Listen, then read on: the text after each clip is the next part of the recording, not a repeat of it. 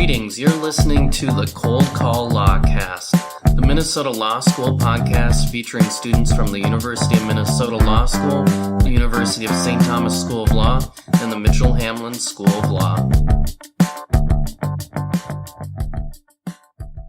Hi everyone, I'm Mitchell, and I'm 1L at the University of St. Thomas School of Law, and with me are my co-hosts. Hello, I'm Anthony. I'm a 2L at Mitchell Hamlin School of Law. Hi, I'm Hannah. I'm a 2L at the University of Minnesota School of Law. I'm Abby. I'm a 1L at the University of Minnesota Law School. And with us today are Ellen and Jacob from the University of Minnesota. They are also with TORT, and we'll talk about that a little bit later in the episode. But first, let's get to know Ellen a little bit. Hi, Ellen. Hello. And so, Ellen, can you kind of give us a little bit about your background and kind of what you did before coming to law school? Yeah, so I'm a 3L now, so that was very long ago. But I went to a little liberal arts school in Colorado. I majored in science and decided I didn't want to be a doctor. So there was one other career choice. It's either doctor, lawyer, that's it. Yeah, that's all my parents would accept, and, people pleaser. So, so I came to Minnesota, typical law school admissions process, I guess, just sort of where the money was and where the ranking was and all that kind of calculus, and I haven't regretted the decision. Really? A little bit. You could have been a doctor in Colorado and be a lawyer in Minnesota. Yeah. And so what did you say the little liberal arts school was? I went to Colorado College in Colorado Springs, Colorado. Yeah. Aptly named. Aptly named. Yeah. It's better than University of Denver is all that matters. So. What kind of, did you say chemtrails or what was your? Chemtrails was my major, yeah. You said science, so I thought that probably the highest one. No, it was, chemtrails. I majored in fluorinating water. Neuroscience, which was sort of half psychology, half chemistry, and then stuck around the college for a year as like a glorified TA in the chemistry labs, and then use that year to apply to law school, and here I am. Cool. So neuroscience would be a good prep for law school, actually, probably. Oh, it's so useful all the time. Yeah. I can't tell if you guys are joking or if No, I'm serious. I mean, it's, because you would do psychology and all sorts of stuff within that, right? Yeah, but I mean, most of my time was spent in like biochem labs, so that hasn't come in handy at all. Yeah. But probably not. It was a good college experience, and so learned how to work hard, at least, probably. Sure. Yeah. Okay, next question. Yeah, definitely. Yeah, Mom, if you're listening. And so, where all did you apply to law school, and kind of what was your process, and what finally brought you to the University of Minnesota? Oh man, I don't even remember. I was, I mean, the final decision was between Boulder and Minnesota. For me. Okay, so you made the good choice. I think so. I don't regret it. I don't know. Your chakras look pretty unaligned to me. Yeah, I haven't gotten to ski nearly enough up here. So in the end, that was a pretty easy choice, mostly because I'd lived in Colorado my whole life, and it was maybe time to try something else. And Minnesota's just an impressive school, and so I wanted to be here. So what have been your best and worst parts of your experience at the U of M Law so far? This is such a loaded question. It's all been good, right? Yeah, no, it's absolutely not. I think, certainly the best parts for me have been TORT, which is Theater of the Relatively Talentless, which I guess we're going to talk about later. Solid plug, though, early. Thank Great you. plug. Yeah, 1Ls, you want to do it. No, it's, my best friends at school have come from that process, and it feels really nice to, be doing something totally different and very sort of self-deprecating and funny while existing in law school, which doesn't give you a lot of chances to do that. So, I think the worst parts are sort of everybody's worst parts, which is the stress and finals and job search competition and all of that sort of crappy competitive stuff, right? It's just a mentality. I do have to say, so I'm a part-time student at St. Thomas. I Yeah. have a full-time job, and it is great not having to stress out so much because everybody in my class is super stressed about getting a job for their 1L summer. So thankful. Yeah, cool, That man. I don't Yeah, do so that. that's our advice: is So- go get a full-time career and then go to law school. Right. Exactly. I mean, it sounds nice, and I think it would be nice to have a life outside of Mondale in a lot of ways. Yeah, But- Mitch was never really planning on having a life outside of work or school, so he's happy. That's right. Hey, now I'm happy and I'm doing the same thing. I'm not happy. Yeah, that's what I was gonna say. Oh God, let the record show he's not happy. Someone calls wait.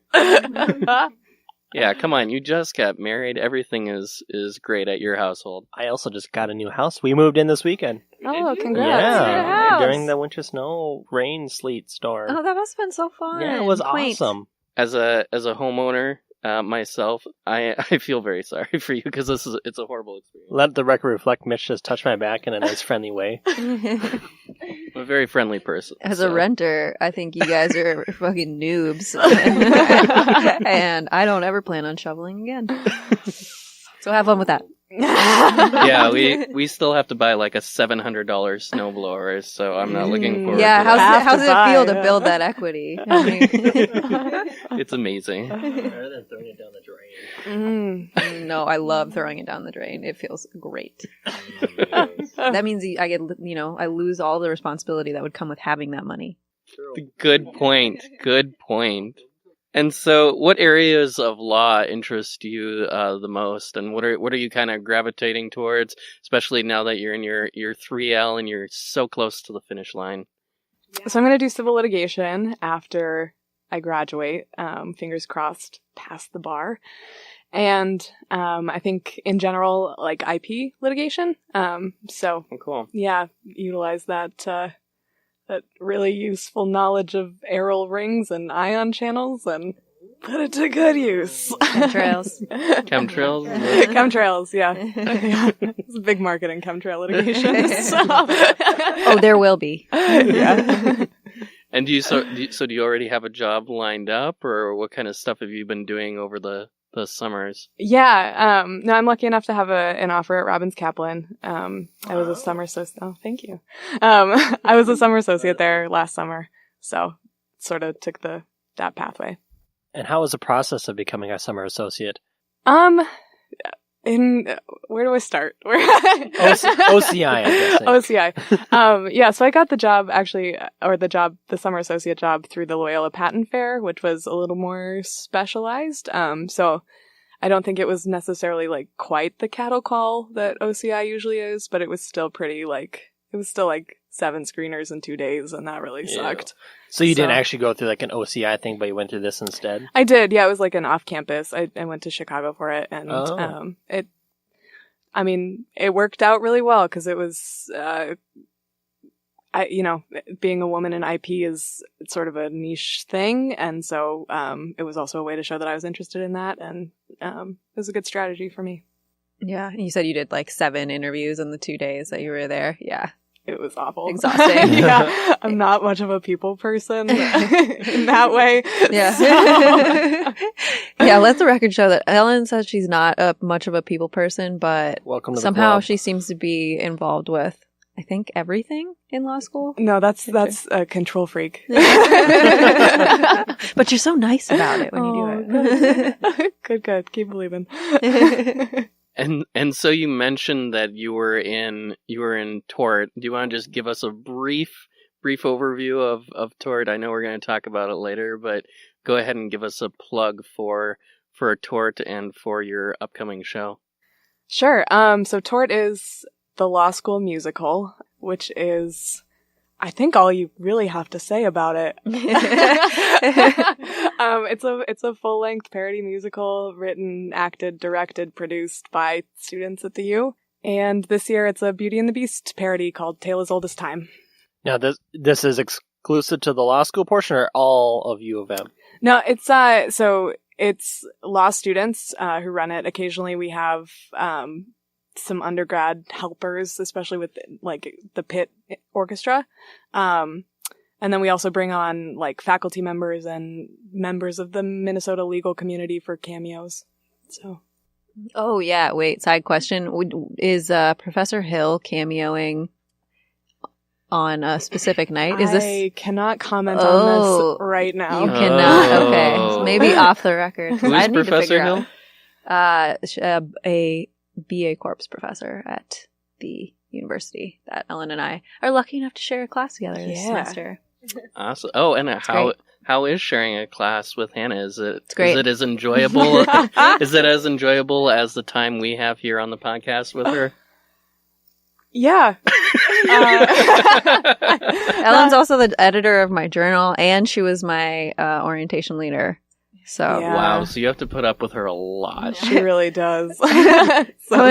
Sorry. I was also my property SSG instructor, so here too. Yeah. And what is she's great. What is SS? I don't really even know what it stands for, but a student something structured study man. group. It's really, I know feel what good it about my is job. and what I'm supposed to do, and then go. But I don't know what that anagram is. It's just like an hour put aside every week to do like worksheets and stuff for the class. Like it's like a TA breakout session, basically. Yeah. Cool. So hanging out with Hannah, but you get Abby in one of your classes. Yeah, That's the totally. real amazing thing. Yeah. No. Oh, Hannah's okay. I don't know. Iffy. There are worse. There are many better. Who worse would there be? Shut up. Move along. And to the left of you is is Jacob. Let the record reflect. Let the record reflect as Jacob. So, Jacob, you are actually a returning guest. You were on the Bachelorette episode. However, you were not picked. I know you're Salty, very I guess. So we could say he was second, right? 'Cause we didn't really rank it, but Yeah, I think you get You second. came in either second or third, yeah. Yeah. I mean, that's fair, I guess. I talked to Abby before. She said you're too short. That's why That's she fair. didn't. That's I'm why very you didn't short. win. It's fair. And if we do a bachelor, you could come back. Oh, that's true. Oh That's my. good. Yeah. I mean- are you single? I'm not. Oh, well, then that might. Well, we'll wait until you are. Just, I hope So, your girlfriend next doesn't life listen to for this. She will now. So, what did you actually do before you came to law school here at the U of M? I went to college. Yeah. No, I went straight through. I am a K through JD. We still have the K board through out. J. We do have that. Oh, The we do. board. Yeah, if you need Yeah. to know anything about him. Yeah, if just- you need to know anything about him, go to our Instagram and you will find the board from the Bachelorette where we ranked all the It's bachelors. detailed. So And, what's happened to you coherence. since we talked to you last? Anything exciting? Well, you got a girlfriend. That's one thing. That's one she, thing. She didn't meet you off the Bachelorette. She wasn't like, I gotta meet that guy after listening to this. No, she was actually in my section. Oh, okay. Yeah. So, Sorry, Abby. poor Abby. No, We call that intersectional love. Intra, I guess. Intra-sectional. Indeed. Yes. Oh, goodness gracious. I spent all day reading about intramedullary rod insertions today, so. Why? What? Intramedullary rod insertions. It's for surgery. Yeah. Oh, okay. Okay, yeah. Like It's where they stick a giant piece of metal in your femur. medulla. Oh, yeah. Oh, in your femur. femur. Oh, do you have to do that? You have to do that for No, class, I'm right? not a medical student, so no. No, I mean. But it's part of a case. Oh, okay. Oh, so Okay. you should have led with that, because now I'm just thinking, who are you going to be shoving pieces of metal into? I thought maybe they were going to do it to you Snitches and get you were stitches. educating yourself. Which I never do that. I never educate myself before surgery. It's too scary. Don't do it. Yes, indeed. So is that why when you got your appendix out, you're like, don't want to know I thought they were anything? taking my liver, honestly. Did you wake up in a bathtub? What was it? Did I wake up in a bathtub? Yeah. I have, but not that time. Did they let you keep your appendix, like when you get your wisdom teeth out? I did ask, and no. That's dumb. It's Yeah, your part of your no. body. Isn't that property? That's your body, isn't it? No. It you becomes like don't. medical waste. Yeah, Ellen probably knows. It's like it's the hospital's property. Once That's they, dumb. yeah. So technically a baby would be like the hospital's property, right? Yes. Ooh. By analogy, yes. That's 100%.